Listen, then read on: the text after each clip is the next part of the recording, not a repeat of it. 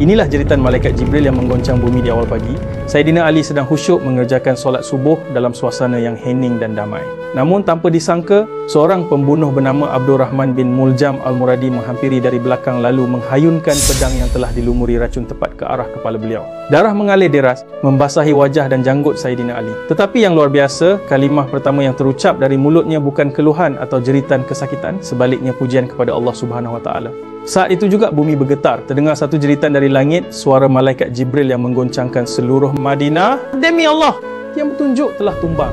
Jeritan itu begitu dahsyat sehingga seluruh penduduk keluar dari rumah masing-masing, berlari menuju masjid dalam keadaan panik dan cemas. Saidina Ali walaupun parah tetap tenang. Beliau menyentuh tanah dengan dahinya lalu berkata dengan penuh redha dan berkata, dari tanah kita dicipta dan kepada tanah juga kita akan kembali. Anaknya Saidina Hasan memeluk kepala ayahandanya yang berlumuran darah sambil berkata dengan suara tersesak, wahai ayah, aku tidak sanggup melihat keadaanmu begini, hatiku luluh. Saidina Ali memandang wajah puteranya dengan tenang dan berkata, jangan bersedih wahai anakku Hasan.